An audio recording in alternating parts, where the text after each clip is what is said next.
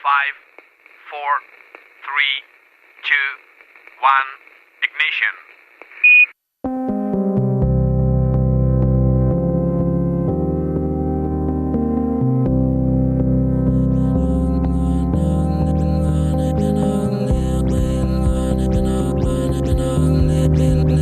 En Canal Extremadura Radio comienza Principio de Incertidumbre, con Jorge Solís. Bienvenidos a Principio de Incertidumbre, el espacio de investigación y ciencia de Canal Extremadura Radio. Envejecer no es solo una cuestión de años, es el resultado de un equilibrio delicado que nuestras células intentan mantener día tras día. Para lograrlo ponen en marcha sistemas de control de calidad, reparación y reciclaje que cuando funcionan nos mantienen sanos y cuando fallan dejan paso al deterioro, a la inflamación crónica y a las enfermedades asociadas a la edad. Hoy nos acercamos a uno de los procesos más importantes que sostienen ese equilibrio, la autofagia. El sistema interno que tienen nuestras células para eliminar lo que ya no sirve y conservar lo que las mantiene vivas. Esta función, clave en la biología del envejecimiento, puede ayudarnos a entender por qué algunas personas llegan a los 90 o incluso 100 años con buena salud, mientras otras desarrollan patologías mucho antes. Hoy hablaremos de gerociencia con Ana María Cuervo, una de las mayores expertas mundiales en envejecimiento celular. Tenemos la suerte de que nos acompañe en nuestro estudio gracias a que ha sido una de las ponentes del congreso que la Sociedad Española de Bioquímica y Biología Molecular ha celebrado aquí en Cáceres. Enseguida lo vamos a ver todo con detalles, pero antes, como siempre, les recordamos una temporada más que estamos en X y en todas las plataformas de podcast si buscan Principio de Incertidumbre. ¿Nos acompañan? Principio de Incertidumbre. Investigación y ciencia para todos los públicos.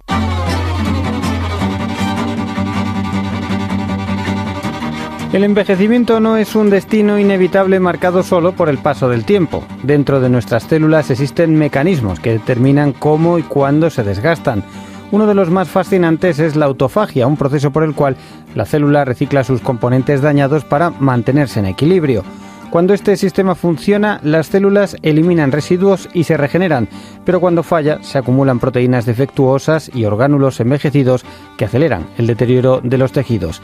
Esta pérdida de capacidad de limpieza está en el origen de enfermedades como el Alzheimer, el Parkinson o diversas patologías metabólicas y forma parte del propio proceso de envejecer.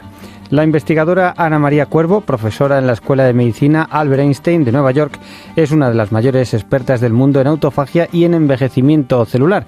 Su trabajo ha demostrado que este mecanismo se deteriora con el paso del tiempo y que reactivarlo puede abrir la puerta a nuevas estrategias para envejecer de forma más saludable.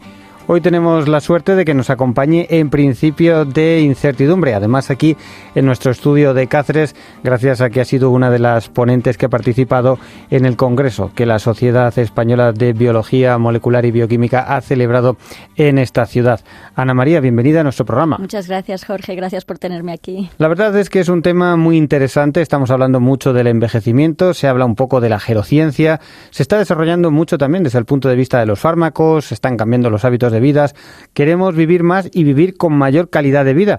¿Cuál crees tú que es un poco el cambio de mentalidad que estamos viviendo en estos últimos años? Yo creo que el cambio de mentalidad ha sido un poco de la idea de alargar la vida respecto a alargar la vida saludable, que parece un matiz pequeño, pero es de lo que se trata. O sea, los que trabajamos en biología del envejecimiento no queremos evitar el envejecimiento. El envejecimiento es una etapa más de tu vida y de hecho debería ser una de las mejores porque ya no te tienes que preocupar de los niños o de tu carrera, ya has hecho todo lo que te ha convertido en quien eres y tendría que ser una etapa una de las mejores. Desgraciadamente hay una pérdida de función y como has dicho hay todos estos achaques y estas enfermedades que se acumulan con la edad y eso es lo que nos previene en disfrutar este envejecimiento. Entonces la idea que ha cambiado es no añadir años de vida, pero la idea es cambiar cómo envejecemos, envejecer de una forma saludable en el que hasta el último momento eres funcional.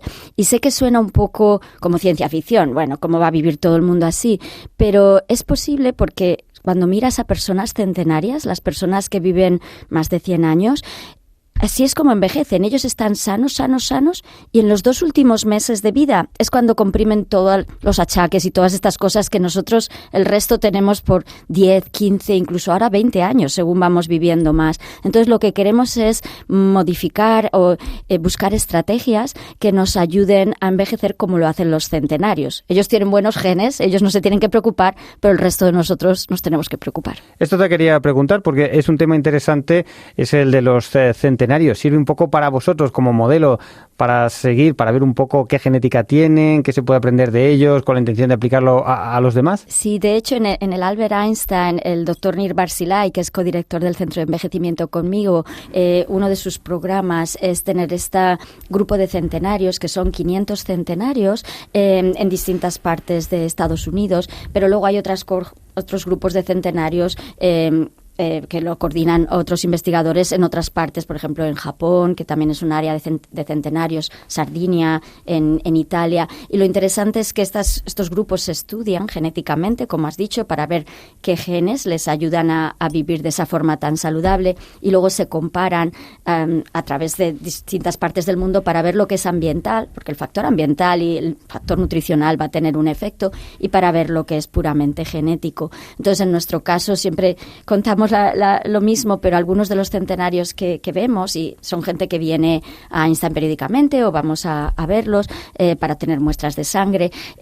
Algunos de ellos son gente que va a McDonald's todos los días, no hacen ejercicio, fuman, pero ellos se lo pueden permitir porque tienen esos buenos genes. Entonces, el doctor Barzilai, por ejemplo, está estudiando qué genes son los que cambian, y nosotros estamos estudiando la autofagia. Te puedo decir, muchísima mejor autofagia que la mía, que la podemos comparar. Entonces, la idea es que ellos tienen ese programa genético, esos genes que son hereditarios y pasan de padres a hijos, por eso las familias centenarias se transmiten. Entonces se pueden permitir un poquillo más de lujos a nivel dietético, a nivel de conducta, que los demás no podemos. Entonces lo que queremos aprender, por supuesto, realísticamente no vamos a hacer editar genes en la población general para que tengan los mismos que los centenarios. Lo mismo en 200 años eso se hará, pero no es una cosa que ahora sea factible. Pero lo que queremos ver es qué genes son esos, qué función tienen, y buscar intervenciones farmacológicas en algunos casos, pero también de conducta y de hábitos de alimentación que puedan modificar las mismas vías metabólicas o los mismos procesos que esos genes regulan de una forma indirecta, que no tengamos que cambiar el gen, sino lo que hace el gen en esa célula, intentar de alguna forma reproducirlo con intervenciones. Bueno, estaría bien, ¿no? Un poco ir previniendo la aparición de la enfermedad, demorarlo lo máximo posible con esa funcionalidad. Mucho de eso, como nos has comentado, pues hay gente que tiene la suerte de contar con una genética fantástica y que puede no preocuparse mucho con determinadas cosas. Para los demás, una forma de actuar es hábitos de vida, ¿no? También vemos que eso condiciona mucho la epigenética y básicamente descanso, alimentación y ejercicio, ¿no? Sí, prácticamente son siempre las 5 pilares de cómo envejecer que siempre decimos: la alimentación, el ejercicio, el sueño, que es muy importante, lo de dormir, las interacciones personales, la actividad social y luego la actitud positiva, que parece mentira, pero hay un componente muy importante. Entonces, eso es lo que estamos todos en el envejecimiento. Como siempre, hay mucho interés farmacológico, porque no todo el mundo va a tener la posibilidad de cambios de conducta, a veces por fuerza de voluntad, pero otras veces por las condiciones en las que uno vive sociales. Entonces también hay intentar desarrollos farmacológicos, pero yo no soy de las que piensa que va a haber la pastillita mágica. Yo creo que lo más importante es pensar en medicina personalizada, y que cada uno vamos a tener una forma distinta de alcanzar esa longevidad saludable que es lo que buscamos. Yo siempre pongo el mismo ejemplo. Cuando tú te vas a comprar ropa, tú no dices cualquier talla, tú buscas la talla que te venga bien. En cambio, cosas de estas, ves que sale espermidina es bueno y todo el mundo se toma espermidina. Pues no, hay que saber lo que nos viene bien, porque lo que es bueno para unos puede que no sea bueno para otros. Sí, también esa es una de las claves, ¿no? Algo que sea a medida del individuo, en la medida de lo posible. Claro, cada vez vamos conociendo y tenemos tecnología para describirnos mejor y conocernos mejor, pues úsese, ¿no? Hasta donde está. Sí. Tú eres experta especialmente en el ámbito de la autofagia, que también es algo de lo que se habla mucho mucho de un tiempo a esta parte. Cuéntanos un poco en qué consiste, qué mecanismo es este y por qué está en el cuerpo, para qué sirve. Sí, la autofagia es algo que pasa en todas las células de tu cuerpo, en los millones y millones de células cada día. O sea, si estás bien, tiene que pasar. Entonces, la autofagia es un sistema de reciclado, limpieza y reciclado. Están coordinados por el que cada una de tus células durante el día va a acumular algo de daño o hay cosas que no están donde deben. Imagínate, una célula tiene millones de proteínas y cada una tiene que estar en el sitio que toca con la estructura adecuada y en el momento que la necesitas. Entonces, si para estar seguro que eso pasa, tienes como unos policías celulares que se llaman chaperonas, que prácticamente hacen lo mismo que las viejas chaperonas cuando ibas al cine con tu novio. Estar seguro que las proteínas se comportan, y para una proteína comportarse es estar donde debe y haciendo su función. Y si eso no es así, la chaperona dice, no, hay que quitarte de aquí, y normalmente lo que se hace es eliminarla. Entonces, la autofagia es la parte que se encarga de eliminar todo aquello que no es funcional o que no necesitas ya para la célula y que puedes utilizar para otras cosas.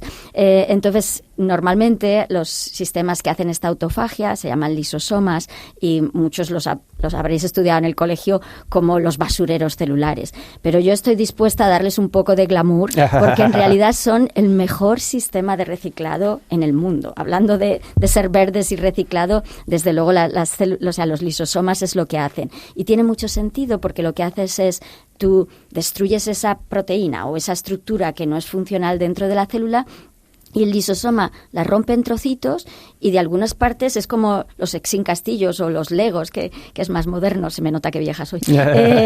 Los Legos, que dices, bueno, esta pieza no está bien, se elimina, pero las otras se las puedo devolver a la célula para que construya una nueva estructura o para que produzca energía, que así es como tenemos energía. Entonces, este proceso, como digo, es costoso para la célula porque está continuamente limpiando, pero está muy bien balanceado porque les confiere de nuevo a la célula los componentes que va a necesitar para seguir creando cosas nuevas. Entonces, el sistema este de autofagia está muy coordinada con la energía. Si tú tienes muchos nutrientes y estás comiendo mucho, la célula no tiene mucha motivación para limpiarse. Si tú no estás comiendo, la célula tiene que decir, bueno, tengo que utilizar algo para energía. Entonces, lo mejor es coger cosas que no estén funcionando o que están donde no deben, sacar esos trocitos y mandárselo a la mitocondria, que es la fuente de energía de la célula, para que produzca la energía que necesitas cuando no comes.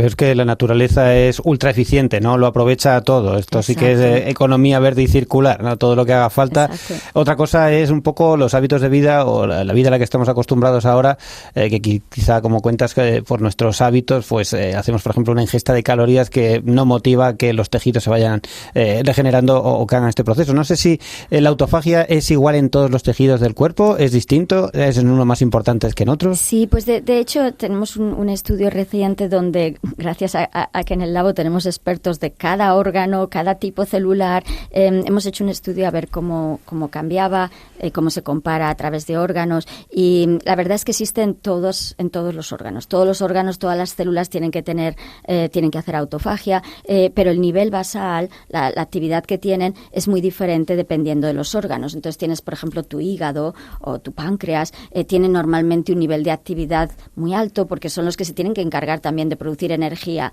para el resto de los órganos, mientras que luego hay otros que solo en respuesta a estrés. Por ejemplo, el músculo, cuando ejercitas, el nivel de autofagia, porque claro, vas a estar rompiendo pequeñas fibrillas, vas a estar produciendo radicales libres que van a producir daño. Entonces, eso se activa pues durante el ejercicio, que por eso está también coordinado el ejercicio. Entonces, hay cierto nivel de actividad basal, todos van a tener cierta actividad, es individual, dependiendo de cada órgano tienes más o menos, y luego lo que también es muy interesante, que es una de las cosas que hemos descubierto, es que es diferente dependiendo del sexo.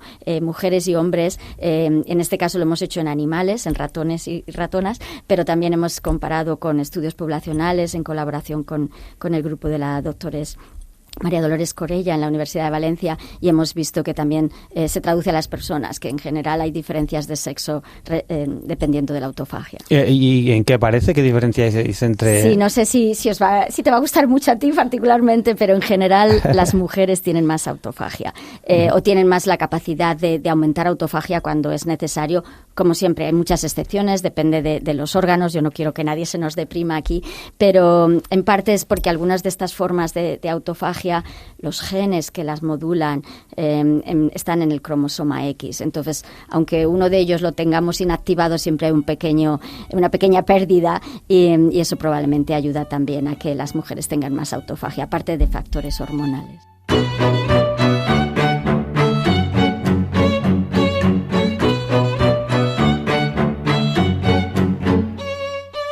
Vemos que la autofagia es un proceso que tiene que estar en todas partes, que la alimentación lo puede ver afectado. Creo que también el sueño influye. Sí, exacto. Y para la alimentación solo quería matizar, porque lo has dicho muy bien, que si tienes un consumo excesivo de calorías va a tener un impacto. Pero luego a veces incluso con las mismas calorías es más estar picoteando continuamente. En Estados Unidos es la cultura del snacking, right? Estás continuamente con algo y comidas muy chiquititas. Se ve en las series de televisión, en las películas, todo el mundo en las escenas está comiendo todo el rato. Yo creo que es el único país que vas por la calle y todo el mundo está moviendo la mandíbula. Pero aquí también hacemos cada vez comidas más pequeñas por la forma en las que estás trabajando. Nunca tienes el tiempo de, como antes, sentarte a preparar una buena comida y luego ya no comes hasta la noche. Entonces, este comer continuo, aunque comas las más calorías, pero si las separas y hay un tiempo en el que no tienes ingesta, es lo que motiva la autofagia. Así que no es solo a base de calorías, sino incluso manteniendo las mismas calorías, el poder separar las comidas, que es algo que es más fácil a veces que quitarse calorías, también ayuda. Bien, estamos viendo el ayuno intermitente como Exacto. una de las estrategias para abordar el problema un poco. Sí. Creo que se habla de 2 ventanas, ¿no? De 2 espacios para que realmente funcione. Hay como 2 procesos de autofagia. ¿Cómo funciona un poco eso? Sí, pues tiene bases científicas. Normalmente se habla de la dieta esta de un periodo corto, de unas 6 a 8 horas, y un periodo largo, que es el resto del día. Y como digo, las horas, ni siquiera quiero decir horas, porque estábamos hablando de personalización. Entonces, se ha visto, por ejemplo, pues que en mujeres en general el periodo largo, hacerlo un poco más corto, ayuda más. O sea, que hay cambios para cada uno. Se tiene que amoldar, como decía mi abuela, lo que te pida el cuerpo, pues en realidad tú notas si estás bien o no. Pero la idea es esa, que cuando haces autofagia, hemos hablado de autofagia muy general, pero es como en casa. En casa tienes muchas formas de limpiar. Tienes el plumero, tienes la aspiradora, tienes la escoba. Entonces, en las células hay como 3 tipos generales, pero 2 de ellos se activan por la falta de comida. El otro es más basal. Entonces, uno de ellos es como masivo, va a lo grande, todo lo que sea así, cosas grandes que hay que quitar de medio, y el otro es mucho más selectivo. Es como darle con el plumero a las motitas de polvo que te han quedado. Pero la ventaja es que es menos destructivo, porque no el que es así más amplio, pues lo bueno y lo malo todo lo destruyes porque no puede seleccionar. Entonces, a veces quieres un poco ese refinamiento. Entonces, en el periodo, por ejemplo, entre 4 o 6 horas sin comer, que es cuando se activa esta forma más masiva, una limpieza. Y luego ya cuando quieres ir a los detallitos, pues tienes que estar más de 8 horas. Entonces, por eso, en realidad, si comiésemos como se debe comer, tendrías el periodo, pues entre comida y cena, tendrías esta limpieza más grande así, pero más rápida, y luego ya, mientras estás durmiendo, si no comes, pues tendrías el periodo de más largo, que es ya cuando se hacen las cosas más refinadas. Por eso el mantener el periodo de dormir, como decíamos, también es importante, porque no solo tienes menos actividad, pero además no estás comiendo.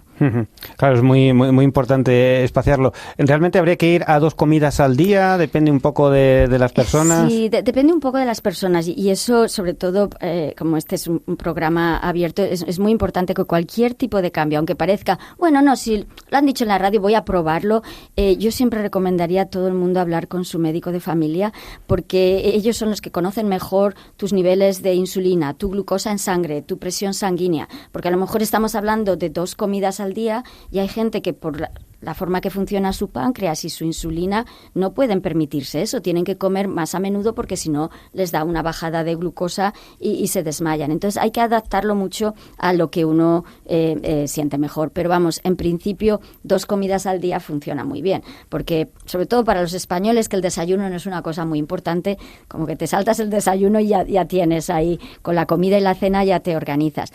Los americanos lo llevan peor, porque para ellos la comida fuerte es el desayuno y la cena, pero bueno, se organizan durante el día. Pero sí, es un poco ajustárselo y, como digo, muy, muy personalizado, pero simplemente ser consciente, o sea, tener un poco como la voluntad de decir, voy a estar en vez de tomarme ahora estas tapitas, me voy a esperar a la noche y así tengo un tiempo en el que ayudo a mi autofagia a que se ponga en marcha. O sea, que no tiene que ser igual, todos llevamos una vida muy activa, pues ahora estamos en este congreso, pues va a haber picoteos, ¿cómo vas a venir a Cáceres y no probar los productos de la tierra? Entonces, pues ahí se va la separación de comida, que no es una cosa, es lo que siempre dicen, o sea, quieres vivir más, pero tampoco quieres estar amargado. Entonces hay que adaptarlo un poco a lo que es conductivo a tu forma de vida, pero ser un poco, pensarlo de vez en cuando, decir, pues mira, voy a descansar un poco con la comida para que se active la autofagia. Claro, de alguna forma también lo tienes que hacer algo que sea sostenible, ¿no? De nada sirve darse atracones, ponerse muy estricto en periodos del año y luego relajarse el resto del tiempo. La idea es, una vez que adoptes el hábito, ya para siempre, pero también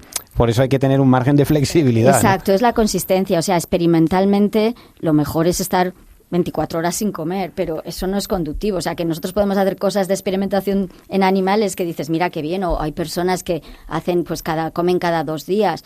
Pues eso requiere mucha fuerza de voluntad, no se adapta a la forma de vida que tenemos, porque comer es también parte de socializar y eso también es importante. Entonces hay que adaptarlo un poquillo y yo creo que los extremos es lo que hace que la gente no se adhiera a seguir las pautas, mientras que si te lo haces un poco adaptado a tu forma de vida, a lo que puedes hacer en un momento particular y el no sentirse culpable el día que no lo haces, yo creo que eso es lo mejor. También me parecía muy importante decir algo sobre el sueño, porque tiene que ver un poco, como tú decías, de estos periodos de descanso.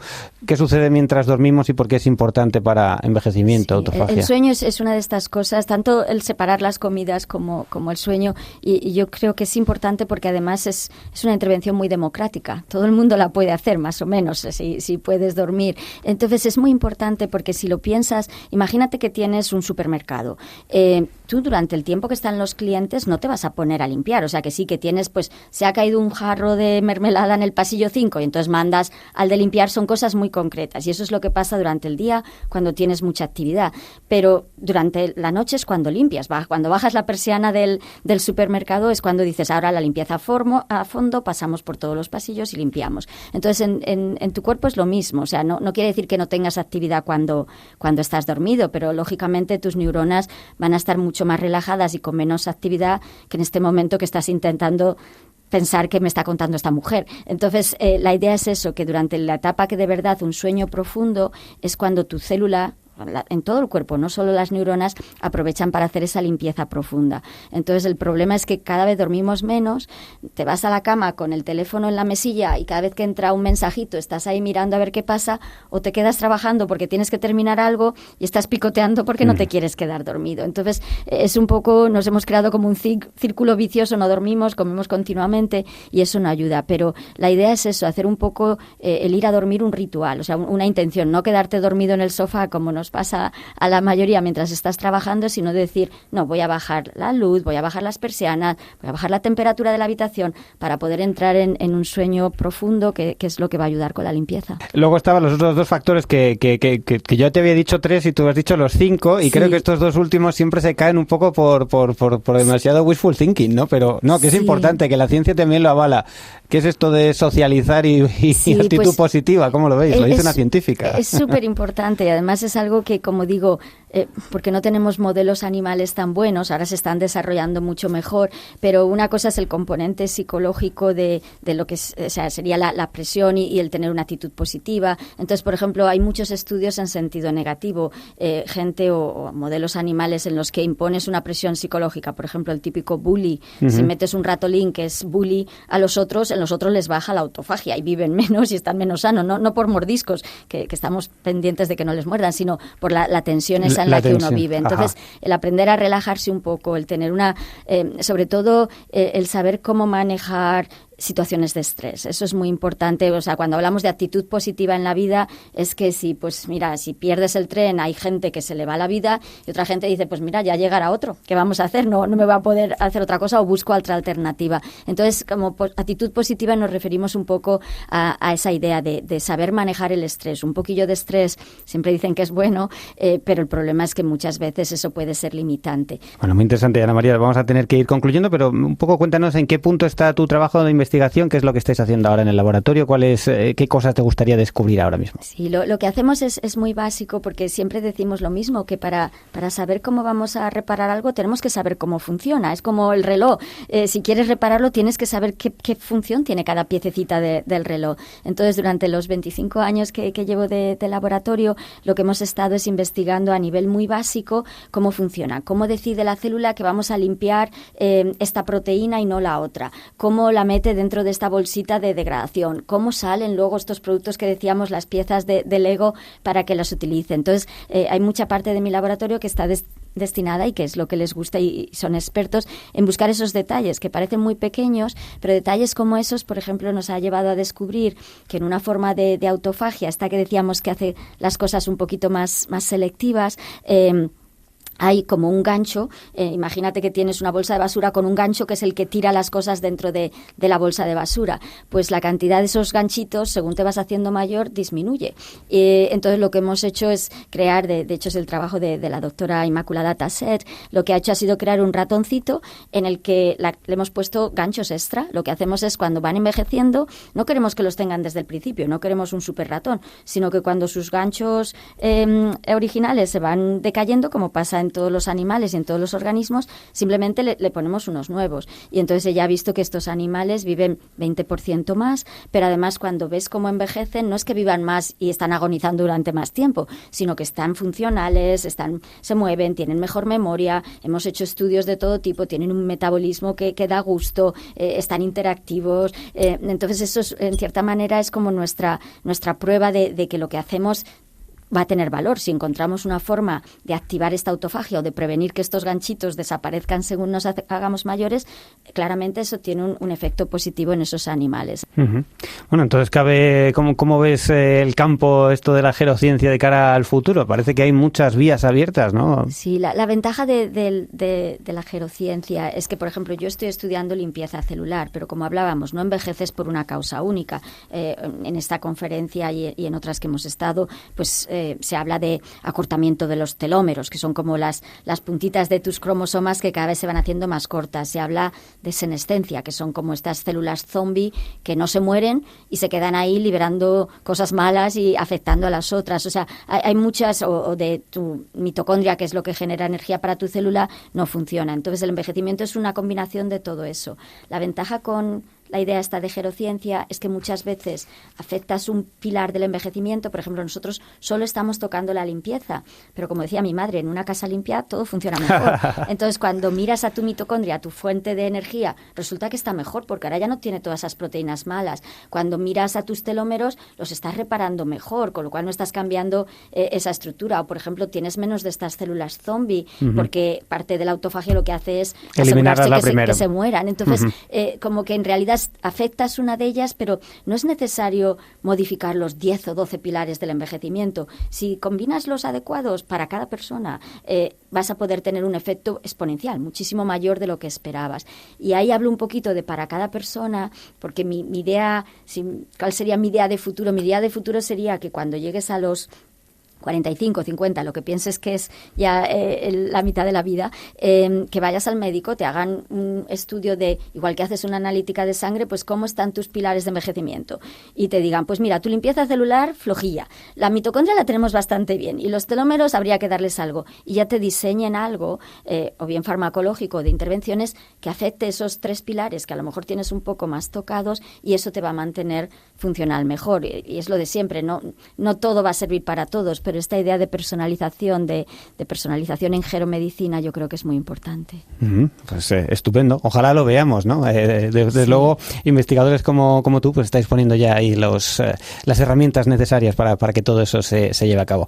Ana María Cuervo, recordamos, profesora en la Escuela de Medicina Albert Einstein de Nueva York. Muchísimas gracias por el tiempo que has compartido con nosotros. Gracias a ti, Jorge. A ustedes muchas gracias por su atención. El montaje sonoro es de Inmaculada Calvo, la dirección de Jorge Solís. Les esperamos la semana que viene. Principio de incertidumbre @canalextremadura.es